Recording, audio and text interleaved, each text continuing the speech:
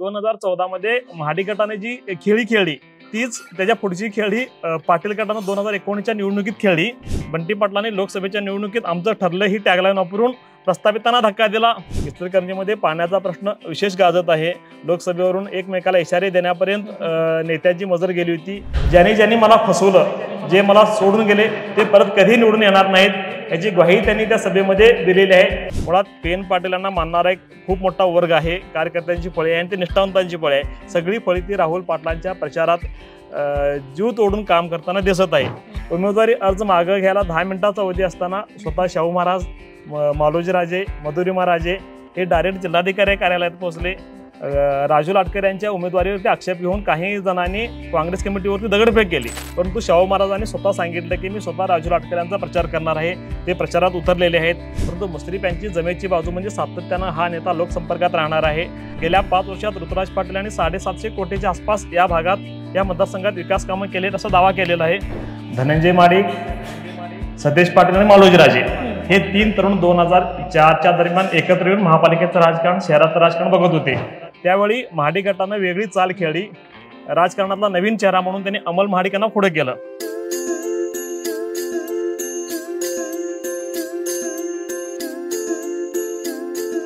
नमस्कार।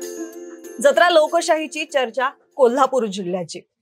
वारं फिरलंय, कंडका पाडायचाय, विषय पंपावर अशा घोषवाक्यांनी फेमस असणारा कोल्हापूर जिल्हा। याच कोल्हापूर जिल्ह्यात 2 लोकसभा मतदारसंघ येतात आणि 10 विधानसभा मतदारसंघ येतात। या 10 विधानसभा मतदारसंघांपैकी कोल्हापूर दक्षिण विधानसभा मतदारसंघ हा एक आहे। या ठिकाणी पाहायचं झालं तर ऋतुराज पाटील असेल किंवा अमल महाडिक असेल अशी जी लढत आहे, पण या दोघांमध्ये जरी लढत असली तरी पडद्यामागचं राजकारण काहीतरी वेगळंच आहे। त्याचं कारण असं आहे की बंटी पाटील आणि मुन्ना महाडिक यांच्यात जी काही जोरदार टशन होते ती टशन इथे पण पाहायला मिळते। काय वाटतंय, हे एकेकाळचे मित्र आज एवढे टोकाचे वैरी कसे झालेत? कोल्हापूर दक्षिण विधानसभा मतदारसंघ हा 2 पक्षापेक्षा महाडिक आणि पाटील गटातील लढत याभोवतीच फिरत असते। पाटील आणि महाडिक गटामध्ये 2009 पासून सातत्याने हे दोन्ही गट आमने सामने येत आहेत। 2009 मध्ये पहिल्यांदा धनंजय महाडिक सतेज पाटलाशी थेट लढत झाली। दोघेही एकेकाळचे चांगले मित्र, कॉलेज जीवनापासून मित्र होते। विद्यापीठाच्या निवडणुका त्यांनी एकत्रित लढवलेल्या होत्या। महापालिकेच्या राजकारणात ते दोघेही सक्रिय होते। धनंजय महाडिक, सतेज पाटील आणि मालोजीराजे हे 3 तरुण 2004च्या दरम्यान एकत्र येऊन महापालिकेचं राजकारण, शहराचं राजकारण बघत होते। त्यानंतर 2009 मध्ये ह्या दोन्ही मित्रांमध्ये टोकाचं वैमनस्य निर्माण झालं। 2009च्या निवडणुकीमध्ये सतेज पाटील यांनी पहिल्यांदा धनंजय महाडिक यांच्यावरती मात केली। त्यानंतर ह्या दोघांमधील लढत आणि राजकीय वैमनस्य दिवसेंदिवस वाढत गेलं। निवडणूक कोणतीही असो, साखर कारखान्याची निवडणूक असो, महापालिकेची निवडणूक असो अथवा विधानसभेची निवडणूक असो, दोन्ही गट सातत्याने एकमेकांना शह देत राहिले। 2009 मध्ये झालेला पराभव महाडिक गटाच्या जिव्हारी लागला होता। तो पराभव त्यांनी 2014च्या निवडणुकीत धुवून काढला। 2014 मध्ये सतेज पाटील हे गृहराज्यमंत्री होते। त्यांच्या दृष्टीने ती निवडणूक अतिशय प्रतिष्ठेची होती। त्यावेळी महाडिक गटानं वेगळी चाल खेळली। राजकारणातला नवीन चेहरा म्हणून त्यांनी अमल महाडिकांना पुढे केलं। साधारणपणे 18 ते 20 दिवसामध्ये त्यांनी उमेदवारी जाहीर केली। 18 दिवसामध्ये अमल महाडिकांची उमेदवारी जाहीर होण्यापासून ते निवडणूक लढण्यापर्यंत ही अतिशय सक्सेसफुल रणनीती महाडिक गटानं आखली आणि त्यांनी ती शक्य करून दाखवली। 2014च्या निवडणुकीमध्ये सतेज पाटील एकदम बॅकफुटला गेले। 2014 ते 2019 हा 5 वर्षाचा कालावधी हा अमल महाडिकांचा होता। बीजेपीचं सत्ता होती राज्यामध्ये। त्या काळात अमल महाडिकांनी स्टेट लेवलवरून फंडिंग आणून मतदारसंघाच्या विकासासाठी अनेक योजना राबवल्या, परंतु ह्या दोन्ही गटातलं राजकारण हे प्रत्येक निवडणुकीत अतिशय टोकदार होत गेलेलं आहे। 2014 मध्ये झालेला पराभव हा सतेज पाटील गटानं 2019च्या निवडणुकीत धुवून काढला। 2014 मध्ये महाडिक गटाने जी खेळी खेळली तीच त्याच्या पुढची खेळी पाटील गटानं 2019च्या निवडणुकीत खेळली।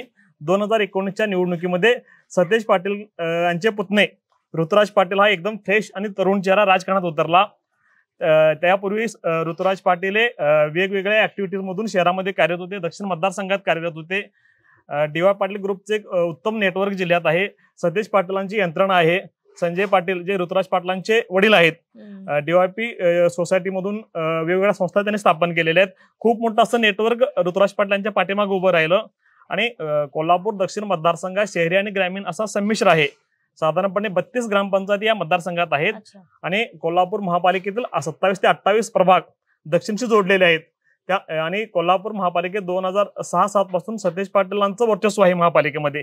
ही सगळी त्यांनी एकत्रित मोठ बांधली आणि 2019च्या निवडणुकीत अंमल म्हाडकावर त्यांनी मात केली. जी खेळी म्हाडकाने 14ला खेळली त्याच्या 30 खेळी सतेज पाटलांनी 19 मध्ये खेळत आपला डाव सक्सेस केला.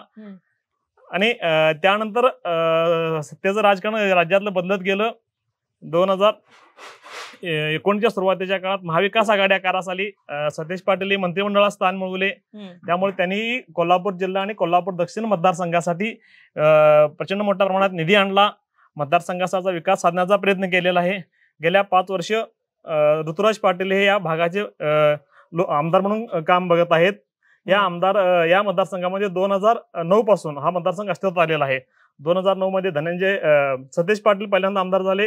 14 मध्ये अमल महाडिक आले. 19 मध्ये ऋतुराज पाटील आले. आणि आता 2024 मध्ये काय होणार याविषयी लोकांच्या मध्ये प्रचंड उत्सुकता आणली गेलेली आहे. यावेळी सुद्धा महाडिक आणि पाटील गट यांच्यामध्ये टोकाची ईर्ष्या मतदारसंघामध्ये पाहावयास मिळत आहे. प्रत्येक गेल्या 15-20 दिवसाच्या घटना बघितल्या. दोन्ही गटाकडून प्रत्येक गावामध्ये एकमेकांचे समर्थक फोडण्याचं काम सुरू आहे. ते पंचायत समिती सदस्य असतील, झेडपी सदस्य असतील किंवा लोकल स्थानिक बोर्डाचे सदस्य असतील, एकमेकाकडे खेचून घेऊन एकमेकांना सिंह दिला जात आहे. बंटी पाटलांनी लोकसभेच्या निवडणुकीत आमचं ठरलं ही टॅगलाईन वापरून प्रस्थापितांना धक्का दिला. यावेळी सुद्धा बंटी पाटील व त्यांची सगळी यंत्रणा ऋतुराज पाटला यांच्या पाठीमागे ठामपणे नेटवर्क म्हणून काम करत आहे. त्यामुळं गेल्या 5 वर्षात ऋतुराज पाटील यांनी 750 कोटीच्या आसपास या भागात या मतदारसंघात विकास कामं केलेत असा दावा केलेला आहे. त्या विकास कामांच्या बळावर ते लोकांना भेटत आहेत. विविध योजना त्यांनी लोकांच्या पर्यंत पोहोचवलेल्या आहेत. तर दुसरीकडे महाडिक गटाकडून ऋतुराज पाटील यांनी केलेला दावा हा खरा नाही, तो सगळा देखावा आहे असा खोडून काढण्याचा प्रयत्न जोरात सुरू आहे. दोन्ही गटाकडून पाटील आणि महाडिक गटाकडून प्रत्येक गावामध्ये बॅनरबाजी झाली. एका बाजूने विकास कामांची जंत्री होती, दुसऱ्या बाजूनं अमल महाडिक सुद्धा गेली 2.5 वर्ष महायुतीच्या माध्यमातून स्टेट कडून जे फंडिंग आणले त्याचे त्यांनी होर्डिंग्स करून लावलेले आहेत. प्रत्येक ठिकाणी प्रत्येक गावामध्ये प्रत्येक चौकात ह्या दोन्ही गटातील संघर्ष पाहावयास मिळत आहे. गेली महिनाभर झालं या मतदारसंघामध्ये दोन्ही गटाने प्रचार ढवळून काढलेला आहे. कॉर्नर सभा असतील, प्रचार फेऱ्या असतील, पदयात्रा असतील, अधिकाधिक लोकांच्या पर्यंत पोहोचण्यासाठी दोन्ही बाजूनी यंत्रणा सक्रिय झालेली आहे. कोणाचं पारड जड वाटतंय सध्याला या गटामध्ये? मगाशी मी आपल्याला म्हटलो की पक्षापेक्षा गटाचं प्राबल्य जास्त आहे. दोन्ही बाजूनी आम्हीच निवडून येणार हा दावा केला जात आहे. अमल म्हाडकांचा दावा आहे की गेली 2.5 वर्ष मी आमदार पदावर नसताना सुद्धा राज्य सरकारकडून आणि सेंट्रलकडून मोठ्या प्रमाणात निधी आणलेला आहे, तो गाव स्तरापर्यंत पोहोचवलेला आहे. आणि लाडकी बहीण योजनेचा ते पुरेपूर फायदा उठवताना दिसत आहेत.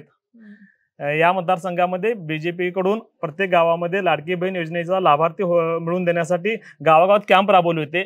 तो त्यांना नक्कीच फायदा होऊ शकेल असा बीजेपी कडून खात्रीपूर्वक सांगितले जात आहे. दुसरीकडे आमदार ऋतुराज पाटील यांनी 5 वर्षात भागामध्ये जी विकास कामे केली, सतेज पाटलांची यंत्रणा आहे, ह्या सगळ्या जमेच्या बाजूवरून त्यांनी दुसऱ्यांदा आपण आमदार होणार याची खात्री व्यक्त केलेली आहे. बरोबर. कोल्हापूर दक्षिण झालं, त्यानंतर कोल्हापूर उत्तर मध्ये आत्ताच मध्यंतरी 4-5 दिवसांपूर्वीच हा मतदारसंघ फार चर्चेत आलेला होता माघार नाट्यावरून. बरोबर. काय म्हणायचं या माघार नाट्यामागची इनसाइड स्टोरी काय आणि त्याचे कसे पडसाद उमटतील आता? कोल्हापूर उत्तर विधानसभा मतदारसंघाकडे संपूर्ण राज्याचं लक्ष लागलेलं आहे. विशेषतः काँग्रेसच्या उमेदवारीवरून ज्या काही घडामोडी घडल्या त्यामुळे हा मतदारसंघ अगदी दिल्लीपर्यंत चर्चेला गेला.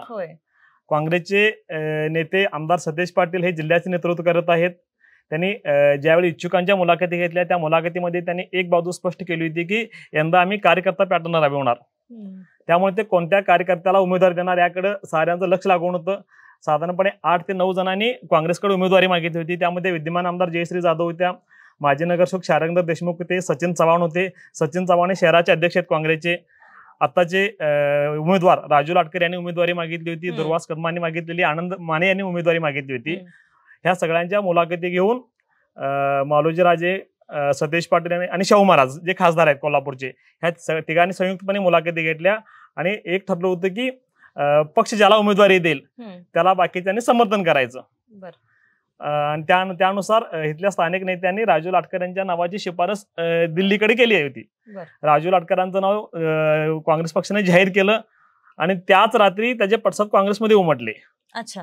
मुळात राजू लाटकरे ज्यांनी आक्षेप नोंदवले त्यांचं म्हणणं असं होतं की राजू लाटकरे काँग्रेसवासी नाही आहेत, त्यांचा काँग्रेस प्रवेश अलीकडे झालेला आहे.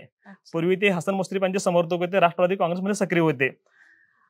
राजू लाटकर यांच्या उमेदवारीवरती आक्षेप घेऊन काही जणांनी काँग्रेस कमिटीवरती दगडफेक केली.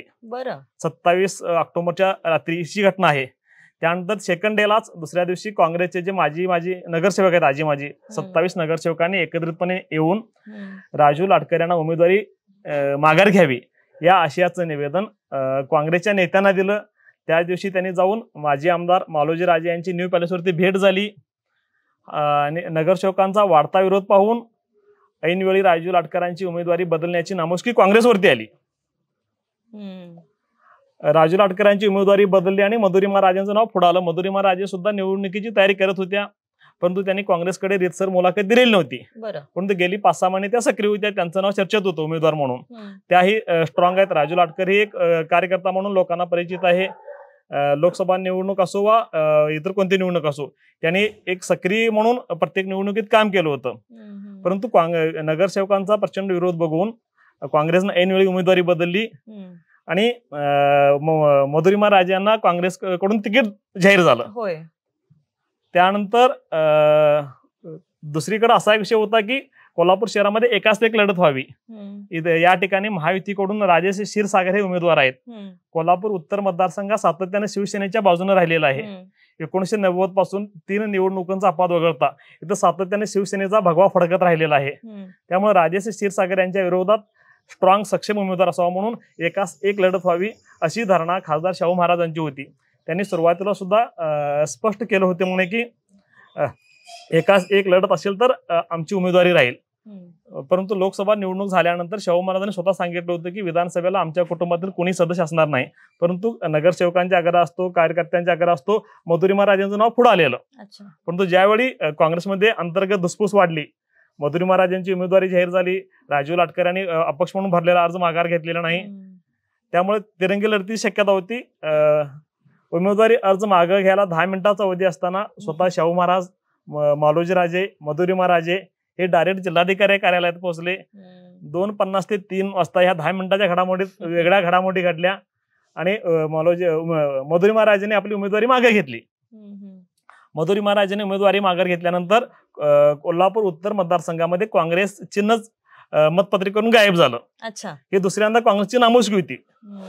काँग्रेसचं सक्षम नेटवर्क असताना सुद्धा, शहरात ताकद असताना सुद्धा त्यांचा स्वतःचा उमेदवार नव्हता.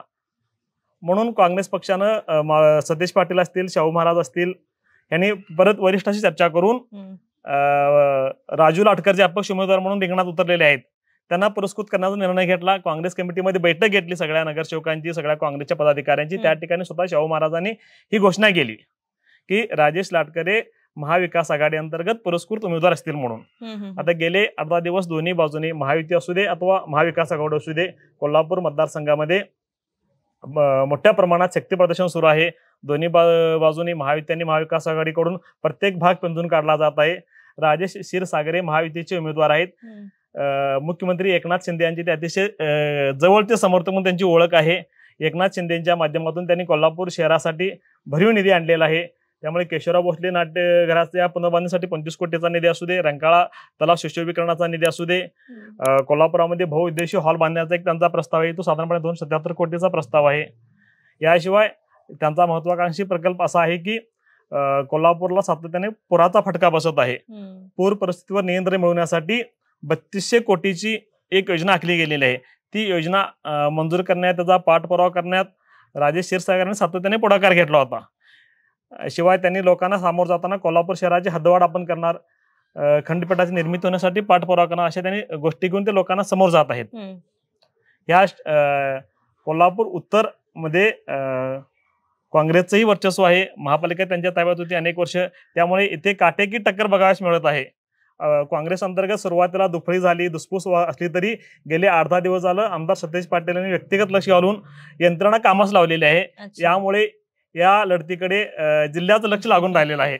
पण आता एवढ्या सगळ्या ट्विस्ट नंतर कोणासमोरची आव्हानं वाढली आहेत उत्तरमध्ये? उत्तरमध्ये काँग्रेसमध्ये सुरुवातीला अंतर्गत धुसफूस होती, विसंवाद होता, हे स्पष्टपणे दिसून आलेलं आहे.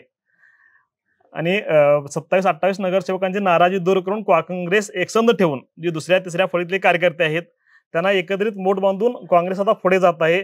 दरम्यानच्या ह्या सगळ्या घडामोडीच्या काळामध्ये उमेदवारी अर्ज माघारी घेण्यावरून मधुरिमा राजे यांना, मालोजी राजे, शाहू महाराज यांना मानणारा जो वर्ग होता तो काहीसा सुरुवातीला नाराज झाल्याचं चित्र होतं. परंतु शाहू महाराजांनी स्वतः सांगितलं की मी स्वतः राजू लाटकर यांचा प्रचार करणार आहे. ते प्रचारात उतरलेले आहेत. मालोजी राजे सुद्धा सक्रिय झालेले आहेत. मधुरिमा राजे यांनी 2 ठिकाणी मेळावे घेतलेले आहेत. त्यामुळे शाहू महाराज यांना मानणारे, मधुरिमा राजे यांना मानणारे, मालोजी राजे यांना मानणारे सगळे कार्यकर्ते हळूहळू काँग्रेसच्या प्रचारात सक्रिय होतील असं चित्र दिसत आहे. त्यामुळे सुरुवातीला महायुतीनं प्रचारात उमेदवारी जाहीर करण्यापासून प्रचाराला गती देण्यापर्यंत महायुतीचे उमेदवार आघाडीवर होते. परंतु काँग्रेसनं सुरू एक 8-10 दिवसाचा बॅकलॉग भरून काढून काँग्रेस यंत्रणा सक्रिय झालेली आहे. अच्छा, दक्षिण झालं, उत्तर झालं, आता करवीर विधानसभा मतदारसंघावरती येऊयात. तिथे कशी लढत होतीये? करवीर विधानसभा मतदारसंघाला यंदा वेगळी भावनिक येणार आहे. या मतदारसंघाचे दिवंगत आमदार PN पाटील हे काँग्रेसचे निष्ठावंत नेते, कार्यकर्ते म्हणून त्यांची ओळख होती. हा मतदारसंघ हा काँग्रेसकडे असला तरी येथे सातत्याने माजी आमदार चंद्रदीप नरके आणि आमदार PN पाटील अशी पारंपरिक लढत होताना दिसत आहे. चंद्रदीप नरके हे शिवसेना शिंदे गटाचे समर्थक आहेत. तेही 2 वेळेला या भागाचं त्यांनी आमदार म्हणून काम केलेलं आहे. या मतदारसंघामध्ये आमदार PN पाटील यांनी आपली एक निष्ठावंतांची फौज तयार केलेली आहे. कोल्हापूर जिल्ह्यामध्ये आमदार PN पाटील म्हटलं की निष्ठावंत नेता, निष्ठावंत काँग्रेसचा कार्यकर्ता असं समीकरण तयार झालेलं आहे. त्यांच्या पुण्यावरती त्यांचे चिरंजीव ज्यांनी झेडपीवरती निवडून आले होते, राहुल पाटील, ते आता उमेदवार म्हणून लोकांना समोर जात आहेत. त्यांच्यासाठी सगळी काँग्रेसची यंत्रणा, खासदार शाहू महाराज असतील, सतीश पाटील असतील, सगळी यंत्रणा सक्रिय झालेली आहे. दुसरीकडे चंद्रदीप नरके यांच्यासाठी शिवसेना, BJP, अजित पवार गट ही यंत्रणा प्रचारात सक्रिय झालेली आहे. चंद्रदीप नरके यांनी आमदार मुख्यमंत्री एकनाथ शिंदे यांच्या माध्यमातून मतदारसंघासाठी आमदार नसताना सुद्धा ही कोट्यवधी निधी उपलब्ध करून दिलेला आहे. ती त्या कामाच्या बळावर ते लोकांना पुन्हा एकदा मला निवडून द्या, मतदारसंघाचा विकास मी झपाट्याने करेन, हा विश्वास लोकांना देत आहेत. मतदारसंघामध्ये PN पाटलांच्या निधनानंतर एक सहानुभूतीची लाट आहे. ती सहानुभूती राहुल पाटील यांना तारेल. आणि आपण PN पाटलांनी जे मतदारसंघाचं विकासाचं स्वप्न पाहिलेलं होतं ते स्वप्न आपण नक्की पूर्ण करू.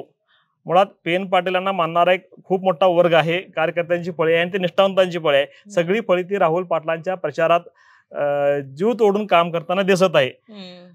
पाटील आणि नरके ह्या दोघांच्या लढतीमध्ये या ठिकाणी जनस्वराज्य पक्षाने यावर्षी एंट्री केलेली आहे. जनस्वराज्य पक्ष हा भारतीय जनता पक्षाचा सहयोगी पक्ष आहे, परंतु या ठिकाणी मैत्रीपूर्ण लढत होताना दिसत आहे. जनस्वराज्य पक्षाकडून संताजी घोरपडे हे उमेदवार आहेत. आमदार विनय कोरे यांनी सुरुवातीला 3-4 महिन्यापूर्वी संताजी घोरपडे यांची उमेदवारी घोषित केली होती. संताजी घोरपडे हे कोणत्याही परिस्थितीमध्ये करवीर मधून लढणार हे त्यांनी जाहीर केलं होतं. तो शब्द त्यांनी कार्यकर्त्यांना खरा करून दाखवला. संताजी घोरपडे हे विविध सामाजिक उपक्रमांच्या माध्यमातून लोकसंपर्कात आहेत. कोविडच्या काळात त्यांनी मोठं काम केलेलं, लोकांना वैद्यकीय सुविधा मिळवून दिलेल्या, विविध गाव लेवलवरती विविध मेळावे, धार्मिक सामाजिक कार्यक्रम करून ते लोकांशी निगडीत आहेत. तरुण चेहरा आहे, फ्रेश आहे. लोकांना त्यांनी अपील केले की मला निवडून द्या, मी करवीर मतदारसंघाचा कायापालट करून दाखवीन. या 3 उमेदवार जरी असले तरी इथं प्रमुख लढत ही राहुल पाटील विरुद्ध चंद्रदीप नरके अशी होताना दिसत आहे. बरोबर. करवीर नंतर हातकणंगलेमध्ये जाऊयात. तिथलं राजकारण कशाच्या भोवती फिरतंय? तिथं कोणाचं पारड जड वाटतंय? हातकणंगले मतदारसंघ हा राखीव मतदारसंघ आहे. इथं नेहमीच जाती समीकरण ही महत्वाची ठरलेली आहेत. सध्या हा मतदारसंघ काँग्रेसकडे आहे. येथे काँग्रेसचे विद्यमान आमदार राजूबाबा आवळे आहेत. राजूबाबा आवळे हे माजी खासदार जयवंतराव आवळे यांचे सुपुत्र आहेत. जयवंतराव आवळे हे राज्याच्या मंत्रिमंडळात होते. सातत्याने त्यांनी या भागामध्ये आमदार म्हणून काम केलेलं आहे. तोच वारसा पुढे आता राजूबाबा आवळे चालवत आहेत.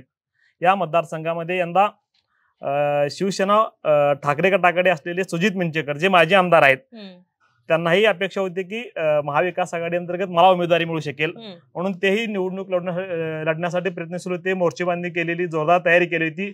परंतु महाविकास आघाडीच्या फॉर्म्युलानुसार हा मतदारसंघ काँग्रेसकडे गेला ऐनवेळी त्यांनी बंडखोरी केली सुजित मिंचेकरांनी आणि ते तिसऱ्या आघाडीत सामील झालेले आहेत. तिसऱ्या आघाडीची मदार या ठिकाणी कोल्हापूर जिल्ह्यामध्ये राजू शेट्टी यांच्यावरती आहे. राजू शेट्टींचा बेल्ट हा शिरोळ हातकणंगले ह्या भागात आहे. स्वाभिमानीला मानणारे कार्यकर्ते आहेत आणि मुळात मिंचेकर यांनी आमदार म्हणून भागामध्ये जी कामं केली आहेत, लोकांना जोडून ठेवलेलं आहे, कार्यकर्त्यांना सांभाळलेला आहे, तो गट त्यांच्यासोबत आहे. सोबत ह्या ठिकाणी महायुतीकडून अशोकराव माने दलित मित्र आहेत, त्यांना उमेदवारी जाहीर झालेली आहे. ते जनसुराज्य शक्तीकडून ते उमेदवार महायुती अंतर्गत त्यांची उमेदवारी जाहीर झालेली आहे. अशोकराव माने यांनी झडपीमध्ये काम केलेलं आहे. त्यांच्या सामाजिक संस्था आहे, सहकार क्षेत्रात काम करतात, बँकिंग क्षेत्रात काम करतात. गेल्या वेळी त्यांचा निसटता पराभव झाला होता. तो पराभव पुसून काढण्यासाठी अशोकराव माने यावेळी ताकदीने उतरलेले आहेत. त्यांच्या पाठीमागे बीजेपीची ताकद आहे, शिवसेना मुख्यमंत्री एकनाथ शिंदे यांची ताकद आहे, अजित पवार गटाची ताकद आहे आणि जनसुराज्य शक्ती गटाची ताकद आहे. हातकणंगले मतदारसंघामध्ये आवाडे यांना मानणारा सुद्धा वर्ग आहे. आवाडे यांची सोबत यावेळी बीजेपी सोबत आहे. त्यामुळे अशोक माने यांच्यासाठी ती जमेची बाजू आहे. खासदार धैर्यशील माने हे सुद्धा सक्रिय झालेले आहेत अशोकराव बापूंना निवडून आणण्यासाठी. यामुळे सध्या या भागामध्ये तिरंगी लढत दिसत आहे. दुसरीकडे स्वाभिमानी शेतकरी संघटनेचे जिल्हाध्यक्ष वैभव कांबळे यांनी बंडखोरी केली आहे. राजू शेट्टी यांनी सुरुवातीला वैभव कांबळे यांची उमेदवारी जाहीर केली होती. ऐनवेळी त्यांनी वैभव कांबळे यांचा हात सोडला आणि शिवसेनेचे ठाकरे गटाचे माजी आमदार सुजित मिंचेकर यांना त्यांनी तिसऱ्या आघाडीतून उमेदवारी जाहीर केली. हा ट्विस्ट लोकांना फारसा रुचल्याचं दिसत नाही. वैभव कांबळे यांनी तर उघडपणे शेट्टी यांच्या विरोधात आरोप करत बंडखोरी केली. त्यामुळे स्वाभिमानीच्या मतामध्ये विभागणी होणारे निश्चित झाले. त्याचा नेमका फटका कोणाला बसणार आणि त्यांचं पारड आणि कोणाला त्याचा फायदा होऊ शकेल हे येत्या काही दिवसांमध्ये दिसून येईल. इचलकरंजीमध्ये कशी फाईट होईल? इचलकरंजी विधानसभा मतदारसंघामध्ये दुरंगी लढत थेट आहे. महायुतीकडून राहुल आवाडे हे उमेदवार आहेत, तर महाविकास आघाडी अंतर्गत राष्ट्रवादी शरद पवार गटाकडून मदन कारंडे यांना उमेदवारी जाहीर झालेली आहे. या ठिकाणी वातावरण निर्मिती करण्यामध्ये राहुल आवाडे यांनी जरी बाजी मारली असली तरी मदन कारंडे हे गेली अनेक वर्ष सहकार आहेत, राजकारणात आहेत, पक्षी लेवलनं काम करतात. त्यांचाही इचलकरंजी स्वतंत्र असा गट आहे. विविध पक्षातील संघटनेशी लोकांचा जवळचा संबंध आहे. त्यामुळं त्या सगळ्यांना एकत्र करून ते निवडणुकीला सामोरे जात आहेत. राहुल आवाडे यांची प्लस पॉईंट म्हणजे राहुल आवाडे यांनी भारतीय जनता पार्टीमध्ये प्रवेश केला. त्यांची उमेदवारी लवकर जाहीर झाली. त्यामुळे वातावरण निर्मिती करण्यामध्ये महायुतीनं आघाडी घेतलेली आहे. कोल्हापुरामध्ये अमित शहा यांच्या उपस्थितीमध्ये आवाडे पितापुत्रांनी बीजेपीमध्ये प्रवेश केला. त्यानंतर अमित शहा स्वतः त्यांच्या मतदारसंघात जाऊन प्रचार सभा घेतली, वातावरण निर्मिती केली. ह्या स्टेजला आवाडे जरी एक पाऊल वातावरण निर्मितीत प्रचारात पुढे असले तरी इचलकरंजीतील मतदारसंघावरती मदन कारंडे यांचा विश्वास आहे असा त्यांनी दावा केलेला आहे. या मतदारसंघामध्ये हा सगळा शहरी भाग आहे, संमिश्र आहे, वस्त्रोद्योग नगरी म्हणून त्याची ओळख आहे. इचलकरंजीमध्ये पाण्याचा प्रश्न विशेष गाजत आहे. लोकसभेवरून एकमेकाला इशारे देण्यापर्यंत नेत्यांची मजर गेली होती.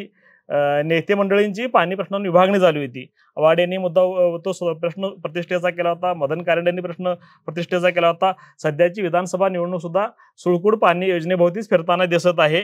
ते पाणी योजनेभोवतीच फिरताना दिसते, हा मुद्दा खरंच बरोबर आहे.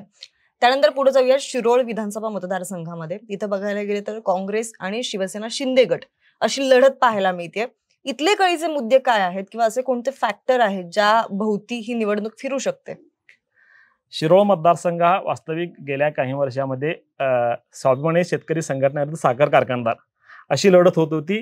परंतु गेल्या 2 लोकसभा निवडणुकीमध्ये स्वाभिमानी शेतकरी संघटनेला मोठा फटका बसला. राजू शेट्टी स्वतः निवडणूक जिंकू शकले नाहीत. त्याही पुढचं म्हणजे त्यांच्यासाठी धोकादायक म्हणजे संघटना ही त्यांची विस्कळीत झाली. त्यांना मानणारे त्यांचे अतिशय जवळचे जे निष्ठावंत कार्यकर्ते होते तेही त्यांना सोडून दुसऱ्या पार्टीत आघाडीत सामील झालेले आहेत. या ठिकाणी स्वाभिमानीचा जो पाया होता तो ठिसूळ होत चाललेला आहे असं सध्या दिसून येत आहे. या ठिकाणी महायुतीकडून राजेंद्र पाटील यड्रावकर जे विद्यमान आमदार आहेत ते उमेदवार आहेत. काँग्रेसनं येथे दत्त कारखान्याचे चेअरमन गणपतराव पाटील यांना उमेदवारी दिलेली आहे. गणपतराव पाटील हे सारे पाटलांचे पुत्र आहेत. मोठी पुण्य त्या सारे पाटलांची त्यांच्या पाठीशी आहे. गणपतराव पाटील बँकिंग, शिक्षण, सहकार अशा विविध क्षेत्रामध्ये गेली अनेक वर्ष सातत्याने काम करत आहेत. समाजातील विविध घटकांना त्यांनी मदतीचा हात दिलेला आहे. त्यामुळे सगळ्या काँग्रेस विकास आघाडीची सोबत त्यांच्यासोबत आहे. या अनुषंगानं या ठिकाणी महाविकास आघाडी विरुद्ध महायुती अशी लढत रंगत आहे. दुसरीकडे राजू शेट्टीने ऐनवेळी उल्हास पाटील यांना उमेदवारी दिली. उल्हास पाटील हे माजी आमदार आहेत. 2014 मध्ये त्यांनी राजू शेट्टी यांची साथ सोडून शिवसेनेमध्ये प्रवेश केला होता. त्याच उल्हास शेट्टी यांना परत 10 वर्षानंतर राजू शेट्टी यांनी स्वाभिमानीमध्ये घेऊन पुन्हा उमेदवारी दिलेली आहे. त्यांनी ही खेळलेली खेळी स्वाभिमानीच्या निष्ठावंत कार्यकर्त्यांना पटलेली नाही. सावकर यांच्या बरोबरीने खांद्याला खांदा लावून ज्यांनी संघटना वाढवली, संघटनेच्या प्रत्येक आंदोलनात सहभागी झाले, ते सावकार मारनाईक आणि ऐन निवडणुकीमध्ये राजू शेट्टी यांची साथ सोडून महायुतीला बळ दिलेलं आहे. यामुळे महायुतीची बाजू भक्कम दिसत आहे. दुसरीकडे गणपतराव पाटील यांच्या पाठीमागे अख्खी काँग्रेसची टीम उतरलेली आहे. मोठ्या नेत्यांच्या सभा झालेल्या आहेत. सारे पाटलांच्या पासून आता गणपतरावांच्या पर्यंत विविध लोकांशी संपर्कात ज्यांनी ते काम केले आहे ते काम त्यांना तारून येईल असा विश्वास त्यांनी व्यक्त केला आहे. आता कागल विधानसभेबद्दल बोलायचं झालं तर मुश्रीफ विरुद्ध घाटगे दोघेही प्रतिष्ठित नेते आहेत. दोघांसाठी सुद्धा ही विधानसभेची निवडणूक तितकीच महत्वाची आहे. काय या दोघांपुढची आव्हानं असू शकतात या विधानसभेला? कागल विधानसभा मतदारसंघ हा पक्षापेक्षा गटातटाभोवती फिरणारा मतदारसंघ म्हणून याची राज्यात ओळख आहे. पालकमंत्री हसन मुश्रीफ यांच्या दृष्टीने ही निवडणूक अतिशय प्रतिष्ठेची झालेली आहे. मुश्रीफ हे 6व्यांदा बाजी मारणार की त्यांच्या विजयी रथाला महाविकास आघाडीचे उमेदवार समरजित सिंह घाटगे ब्रेक लावणार, हाच सध्या कागलसह जिल्ह्यात आणि राज्यामध्ये चर्चेला विषय जात आहे. एकेकाळी मुश्रीफ हे पवार एके पवार अशी घोषणा देत होते. तेच मुश्रीफ 2.5 वर्षापूर्वी शरद पवारांची साथ सोडून अजित पवारांच्या सोबत महायुतीत सामील झाले. त्यांनी बदललेली भूमिका ही मतदारसंघातील लोकांना फारशी रुचली नाही. हे मतदारसंघामध्ये फिरताना दिसते. परंतु मुश्रीफ यांची जमेची बाजू म्हणजे सातत्यानं हा नेता लोकसंपर्कात राहणार आहे. लोकांची कामं करण्यात त्यांना वेळच्या वेळी कोणत्याही गोष्टीची कमतरता बसणार नाही याकडे जातीनेच लक्ष देणारा हा नेता आहे. कायम त्यांच्यावरती लोकांचा गोतावळा असतो. विविध सरकारी योजनेचा लाभ त्यांनी हजारो लोकांना मिळवून दिलेला आहे. वैद्यकीय मदत मिळवून दिलेली आहे. ही त्यांच्या कामाची पोचपावती त्यांना 6व्यांदा विधानसभेमध्ये पाठवून देईल असा ते आणि त्यांना समर्थक दावा करत आहेत. परंतु त्यांना म्हणावी तशी ही निवडणूक तितकी सोपी राहिलेली नाही. कारण महाविकास आघाडीचे उमेदवार समरजित सिंह घाटगे हे गेल्या 5 ते 10 वर्षापासून कागलमध्ये तयारी करत आहेत. गेल्या वेळी ते हरले, परंतु हरल्यामुळे ते थांबले नाहीत, तर त्यांनी दुप्पट जोमाने कामाला सुरुवात केलेली आहे. भारतीय जनता पक्षाकडून उमेदवारी मिळणार त्यांची त्यांना पूर्ण खात्री होती. त्यांनी निवडणूक लढवायची तयारी केली होती. परंतु महायुतीच्या फॉर्म्युल्यानुसार हा मतदारसंघ अजित पवार गटाकडे गेला आणि बीजेपीकडून त्यांना उमेदवारी मिळणार नाही हे पटल्यानंतर त्यांनी राष्ट्रवादी शरद पवार गटामध्ये प्रवेश केला. स्वतः शरद पवार कागलमध्ये येऊन समरजित सिंह घाटगे यांना निवडून देण्याचं आवाहन केलं. ज्यांनी मला फसवलं, जे मला सोडून गेले ते परत कधी निवडून येणार नाहीत याची ग्वाही त्यांनी त्या सभेमध्ये दिलेली आहे. तो एक प्रकारे हसन मुश्रीफ यांना मोठा इशारा होता. त्या इशाऱ्याचे काही पडसाद पडू शकतील का? सध्या हा मतदारसंघ शरद पवारांना मानणारा मोठा वर्ग आहे. मतदारसंघामध्ये मोठा वर्ग आहे. दुसरी गोष्ट, गेली 18 वर्षे हे हसन मुश्रीफ मंत्रिमंडळात आहेत. 5 वेळा ते आमदार म्हणून निवडून आलेले आहेत. राष्ट्रवादी शरद पवार गटाने त्यांना 5 वेळा आमदार केलं, मंत्रिपद दिली. इतक्या सगळ्या गोष्टी दिल्या असताना सुद्धा ऐनवेळी पवारांची साथ मुश्रीफांनी जी सोडली ती लोकांना रुचलेली नाही. लोकांच्या मध्ये उघडपणे लोक बोलत नसले तरी त्याचं मतामध्ये परिवर्तन होईल आणि मुश्रीफांना धक्का बसेल असा शरद पवार गटाचा दावा आहे. अच्छा, म्हणजे एकीकडे घाटगेंनी बदललेली भूमिका सुद्धा लोकांना रुचलेली नाहीये आणि सोबतच मुश्रीफांनी बदललेली भूमिका सुद्धा लोकांना रुचलेली नाहीये. अलीकडच्या राजकारणामध्ये कोण कोणत्या पक्षामध्ये कधी किती वेळ थांबेल सांगता येत नाही. समरजित सिंह घाटगे हे बीजेपीचे मुशीद तयार झालेले नेते आहेत अशा पद्धतीने त्यांची भाषणं होती पोटनिवडणुकीमध्ये 2000 लोकसभेच्या निवडणुकीमध्ये. परंतु आणि बीजेपीकडून आपण उमेदवार असणार या उद्देशाने त्यांनी विधानसभा निवडणुकीची तयारी केली होती. त्यांना वरिष्ठ नेत्यांनी शब्द दिला होता बीजेपीची उमेदवारी मिळणार म्हणून. परंतु महायुती आकाराला आल्यानंतर त्यांचा पत्ता कट झाला. त्यांनी बीजेपीतल्या वरिष्ठ लोकांना या सगळ्या गोष्टीची कल्पना देऊन त्यांनी राष्ट्रवादीची वाट धरलेली आहे. त्यानंतर आपण जाऊयात चंदगड विधानसभा मतदारसंघामध्ये. काय तिथली राजकीय गणित आहेत? चंदगड विधानसभा मतदारसंघामध्ये यंदा पंचरंगी लढत दिसत आहे. या ठिकाणी सध्या राजेश पाटील हे अजित पवार गटाचे आमदार आहेत. हसन मुश्रीफ आणि राजेश पाटील हे 2 आमदार अजित पवारांच्या सोबत गेले होते.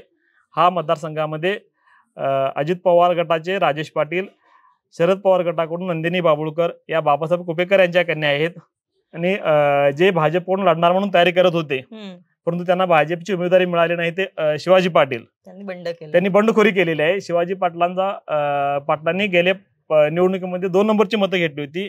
त्यामुळे आपण थांबायचं नाही, आपण लढायचं, कोणत्याही परिस्थितीत आपण लढायचं या उद्देशाने त्यांनी तयारी केली होती. आणि बीजेपीची उमेदवारी जरी कापली गेली तरी ते थांबले नाहीत. अपक्ष म्हणून त्यांनी रिंगणात उतरले, त्यांची तयारी जोरदार सुरू आहे. याशिवाय जनस्वराज शक्ती पक्ष हा जो बीजेपीचा सहयोगी पक्ष आहे, त्या पक्षाकडून मानसिंग खोराटे जे कारखानदारीच्या माध्यमातून काम करतात तेही उमेदवार आहेत. त्यामुळं गडहिंग्लज चंदगड ह्या मतदारसंघामध्ये यंदा बहुरंगी लढत आहे.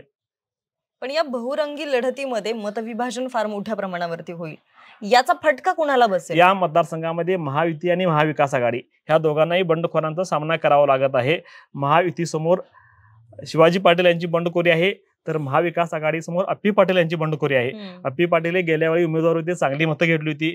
जिल्हा बँकेत त्यांनी काम केलेलं आहे, त्या काँग्रेसमध्ये आहेत, परंतु त्यांनी आपणाला उमेदवारी मिळवून तयारी केली होती. उमेदवारी न मिळाल्यामुळे त्यांनी बंडखोरी केलेली आहे.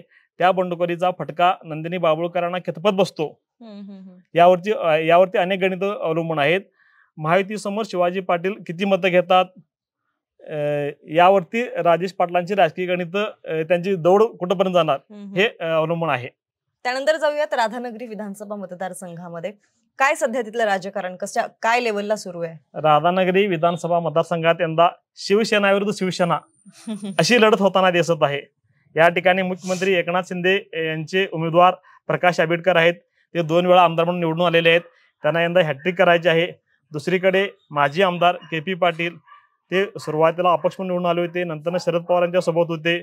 मधल्या काळात त्यांनी अजित पवारांची साथ धरली, परंतु महाविकास आघाडी महायुतीमध्ये आपल्याला तिकीट मिळणार नाही हे लक्षात आल्यानंतर त्यांनी रातोरात मातोश्रीपर्यंत धाव घेतली आणि उमेदवारी मिळण्यात त्यांनी बाजी मारली. हा मतदारसंघ हा सातत्याने 2 टर्मनंतर आमदार बदलणारा मतदारसंघ म्हणून याची ओळख आहे. यंदा ही परंपरा खंडित होणार की पुढे चालू ठेवणार हे समजण्यासाठी आणखी कालावधी जावा लागणार आहे. या ठिकाणी मेहुण्या पाहुण्यांचं राजकारण म्हणून EY पाटील आणि KP पाटील यांना ओळखलं जातं. KP पाटील यांना उमेदवारी मिळाल्यानंतर EY पाटील यांनी बंडखोरी केलेली आहे. EY पाटील हे विधानसभेसाठी इच्छुक होते. त्यांनीही महाविकास आघाडीकडे उमेदवारी मागितली होती, परंतु महाविकास आघाडीनं KP पाटलांच्या पारड्यात आपलं मत टाकलं, त्यांना उमेदवारी दिली. त्यामुळं नाराज झालेल्या EY पाटलांनी अपक्ष म्हणून उमेदवारी अर्ज भरलेला आहे. EY पाटील यांना मानणारा मतदार हा राधानगरी तालुक्यात आहे. राधानगरी आणि भद्रकाळ असे 2 तालुके मिळून हा मतदारसंघ तयार झालेला आहे.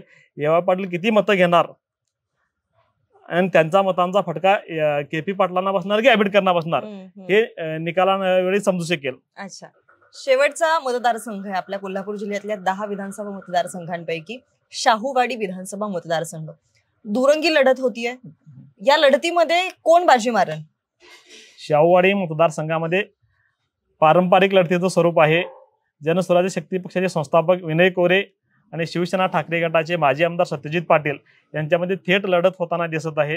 हा मतदारसंघ हा शाहूवाडी पन्हाळा मिळून तयार झालेला आहे. वाड्या वस्त्यांचा मतदारसंघ आहे, डोंगराळी भाग आहे. या ठिकाणी विनय कोरे यांनी सातत्यानं विकास कामाच्या माध्यमातून लोकांच्या संपर्कात आहेत. गेली 5 वर्षे ते केंद्रात आणि राज्याशी जुळवून आहेत. बीजेपीचे सहयोगी पक्ष म्हणून ते काम करतात. राज्य स्तरावरच्या राजकारणात त्यांनी बीजेपीला मदत केलेली आहे. त्या बदल्यात केंद्राच्या आणि राज्याच्या अनेक योजना त्यांनी मतदारसंघापर्यंत पोहोचवलेल्या आहेत. लोकसभा निवडणुकीत सुद्धा त्यांनी खासदार धैर्यशील माने यांना निवडून आणण्यासाठी प्रचंड मेहनत घेतली होती. शाहूवाडी पन्हाळा या 2 शाहूवाडी मतदारसंघामध्ये त्यावेळी सत्यजित पाटील यांनी 20,000ची आघाडी घेतली होती. ही सत्यजित पाटलांच्या दृष्टीने जमेची बाजू आहे. परंतु संपूर्ण ऑल ओव्हर मतदारसंघामध्ये विनय कोरे यांची कमांड दिसून येते. विनय कोरे यांच्यासाठी महायुती सोबत आहे. विनय कोरे हे मुळात साखर कारखानदारी, बँकिंग, दूध संघ अशा विविध माध्यमातून सक्रिय आहेत. विनय कोरे यांचा एक राजकीय नेता, एक मोठा राजकीय नेता म्हणून कोल्हापूर जिल्ह्यात ओळख आहे. बाजार समितीमध्ये त्यांनी कार्यकर्त्यांना स्थान दिलेलं आहे, बँकेमध्ये स्थान दिलेलं आहे, गोकुळ दूध संघात त्यांनी अनेकांना स्थान दिलेलं आहे. त्यामुळे ही सगळी फौज त्यांच्यासोबत दिमतेला राहणार. त्यामुळं आपण जिंकू शकतो हा विश्वास विनय कोरे यांना आहे. तर दुसरीकडे सत्यजित पाटील यांच्या पाठीमागे महाविकास आघाडीची ताकद उभी राहिलेली आहे. महाविकास लोकसभा निवडणूक त्यांनी लढवली होती. प्रॉपर शाहूवाडी पन्हाळा ह्या इथं त्यांना 20,000चं मताधिक्य होतं. तो त्यांना मोठा दिलासा आहे सत्यजित पाटील यांना. शिवाय राज्यस्तरावरती शरद पवार आणि ठाकरे यांना जी सहानुभूती मिळत आहे ती निश्चितच आपणाला विजयापर्यंत घेऊन जाईल. या भागात सत्यजित पाटील यांनी आमदार म्हणून काम केलेले आहे. त्यांचे वडील आमदार होते.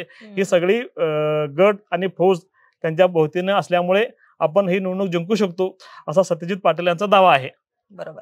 आपण पाहिलं कोल्हापूर जिल्ह्यामध्ये 2 लोकसभा येतात. कोल्हापूर असेल, हातकणंगले असेल. कोल्हापूरमध्ये विशेषतः 1998 नंतर पहिल्यांदाच काँग्रेसचा खासदार निवडून आलाय. बरोबर. तर हे जो लोकसभेचा हा जो निकाल आहे, विधानसभेला याचा इम्पॅक्ट कसा पडेल आणि कोल्हापूर जिल्ह्यामध्ये कोण सरस ठरेल, महाविकास आघाडी की महायुती?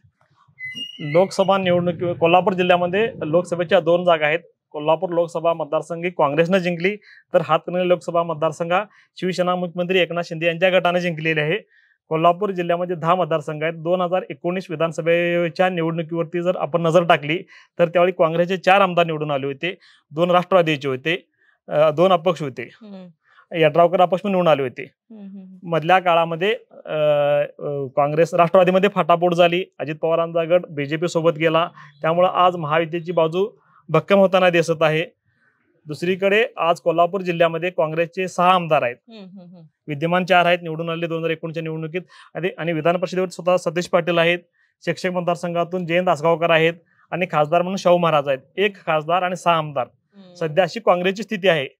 परंतु या निवडणुकीमध्ये महायुती म्हणून शिवसेना, बीजेपी आणि अजित पवार गट हे 3 मोठे गट आणि राजकीय नेते एकत्र आल्यामुळे ह्यावेळी महायुती वरचढ ठरेल महाविकास आघाडीवरती असा नेते मंडळींचा विश्वास आहे. महायुतीच्या सगळ्याच नेत्यांनी असा दावा केला आहे की 10च्या 10 जागा आम्ही जिंकू शकतो. इतका त्यांचा आत्मविश्वास वाढलेला आहे.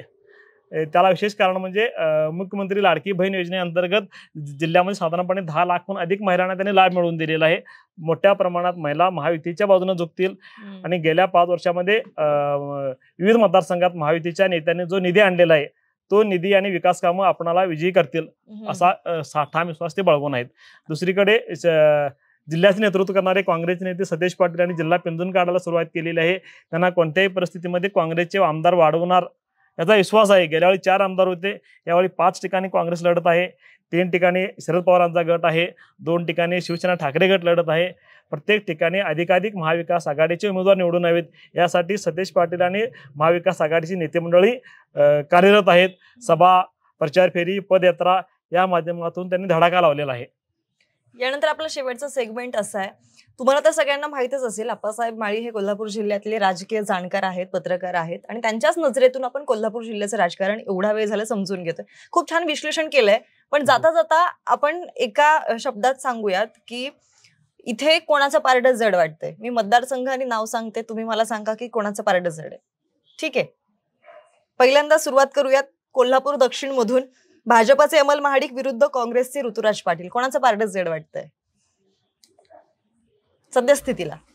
दोघांनी प्रतिष्ठेची लढत केलेली आहे. प्रचंड ताकदीनिशी दोघंही मतदारसंघामध्ये फिरत आहेत. त्यामुळं या ठिकाणचा अंदाज लागणं अवघड आहे. त्यानंतर कोल्हापूर उत्तर मध्ये शिवसेना शिंदे गटाचे राजेश क्षीरसागर आहेत विरुद्ध महाविकास आघाडीचे राजेश लाटकर आहेत. या ठिकाणी राजेश क्षीरसागर हे प्रचारामध्ये आघाडी घेतलेली आहे. त्यामुळे त्यांची बाजू ह्या घडीला पुढे आहे. परंतु निवडणुकीमध्ये कोणत्या क्षणी काय होऊ शकतं याचा कोणी अंदाज देऊ शकत नाही. करवीरमध्ये काँग्रेसचे राहुल पाटील विरुद्ध शिवसेना शिंदे गटाचे चंद्रदीप नरके. करवीरमध्ये सध्या सहानुभूतीची लाडकी विकास कामे हा विषय चर्चेला जात आहे. राहुल पाटील यांना PN पाटलांची पुन्हा तरुण नेईल असा त्यांचा कार्यकर्त्यांचा विश्वास आहे. हातकणंगलेमध्ये काँग्रेसचे राजूबाबा आवळे विरुद्ध शिवसेना शिंदे गटाचे उमेदवार अशोकराव माने. अशोकराव माने हे दलित मित्र आहेत. गेल्या निवडणुकीत त्यांनी थोडक्या मताने पराभव पत्करावा लागलेला. त्यांच्या बाजूने महायुतीची सगळी फौज उभी राहिलेली आहे. शिवाय या ठिकाणी सुजित मिंचेकरांची बंडखोरी झाली आहे, जे शिवसेना ठाकरे गटाचे आमदार होते. त्यामुळे या ठिकाणी काँग्रेसचे विद्यमान आमदार राजू आवाडे यांना निवडणूक सोपी नाही हे निश्चित आहे. इचलकरंजीमध्ये भाजपचे राहुल आवाडे विरुद्ध राष्ट्रवादी काँग्रेस शरद पवार पक्षाचे मदन कारंडे. कोणाचं पारडं जड आहे? प्रचारात राहुल आवाडे यांनी प्रचंड आघाडी घेतलेली आहे. म्हणून या ठिकाणी राहुल आवाडे यांचे पारडे जड दिसत आहे. शिरोळमध्ये काँग्रेसचे गणपतराव पाटील विरुद्ध शिवसेना शिंदे गटाचे उमेदवार राजेंद्र पाटील यड्रावकर, कोणाचा पारडा जड आहे? या ठिकाणी राजेंद्र पाटील यड्रावकर हे विद्यमान आमदार आहेत. राज्यमंत्री होते ते महाविकास आघाडीच्या कालावधीत, परंतु त्यांना गणपतराव पाटील यांच्यासारखा तगडा उमेदवार समोर असल्यामुळे यंदा यड्रावकरांना निवडणूक सोपी नाही. त्यानंतर कागलमध्ये घाटगे की मुश्रीफ, कोणाचं पारडं जड? कागलमध्ये 2 दिवसांनी वातावरण चेंज होत आहे. अच्छा, हे 2 दिवसापूर्वी मुश्रीफांचं वातावरण आहे असं वाटत असताना सेकंड डेला लगेच समरजित राजेंनी पुढे आघाडी घेतली असं चित्र होत आहे. दोघांच्याकडून प्रचंड प्रमाणात एकमेकांच्या समर्थकांना आपल्याकडे खेचण्याचा प्रयत्न सुरू आहे, मतदारांच्यावरती प्रभाव टाकण्याचा प्रयत्न सुरू आहे. त्यामुळे या मतदारसंघाचा निकाल शेवटपर्यंत ताणला जाईल. बर, चंदगडमध्ये अजित पवार गटाचे राजेश पाटील विरुद्ध राष्ट्रवादी शरद पवार पक्षाचे नंदाताई बाभुळकर आणि भाजपचे बंडखोर शिवाजी पाटील, कोणासाठी टफ जाईल? महाविकास आघाडी आणि महायुती या दोन्ही ठिकाणी बंडखोरी झाल्यामुळे या ठिकाणी नंदाताई बाभुळकर यांनाही निवडणूक सोपी नाही. राजेश पाटील विद्यमान आमदार असले तरी शिवाजी पाटील यांच्यासारखा त्यांना तगडा उमेदवार समोर आहे.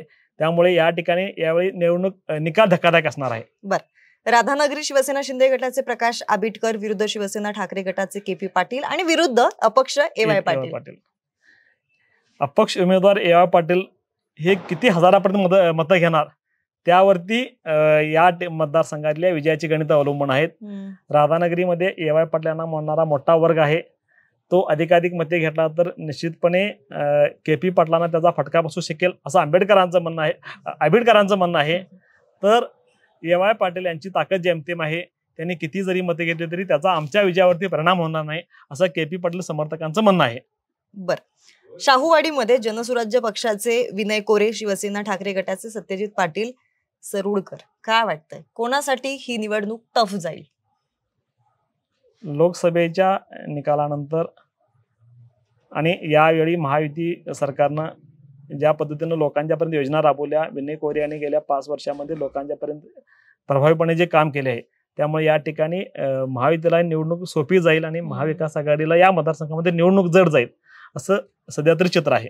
बर, आप्पासाहेब माळी यांनी त्यांच्या नजरेतून कोल्हापूर जिल्ह्याचे राजकारण, तिथल्या विधानसभा, तिथली लढत, कुठले फॅक्टर इंटरेस्टिंग ठरू शकतात याबाबतचं विश्लेषण केलेलं आहे. मात्र तुम्हाला काय वाटतं, कोल्हापूर जिल्ह्यातल्या या प्रत्येक विधानसभा मतदारसंघामध्ये नेमका कोण आमदार होईल? तुमचे अंदाज आणि तुमची मतं दोन्ही सुद्धा आम्हाला कमेंट बॉक्समध्ये जरूर कळवा. आणि आप्पासाहेब, तुम्ही एवढा वेळ दिला, खूप खूप धन्यवाद. तुमच्या नजरेतून आमच्या प्रेक्षकांना तुम्ही कोल्हापूर जिल्ह्याचं राजकारण, इथल्या लढती समजून सांगितल्यात त्याबद्दल. आणि तुम्हाला सुद्धा जर का अशाच प्रकारच्या इंटरेस्टिंग लढती, तिथल्या मुलाखती, राजकीय जाणकारांच्या नजरेतून तिथल्या जिल्ह्याचं राजकारण कसे हे जर समजून घ्यायचं असेल किंवा नेत्यांच्या मुलाखती सुद्धा पाहायच्या असतील तर विशेष भारीला आता सबस्क्राईब करा. धन्यवाद.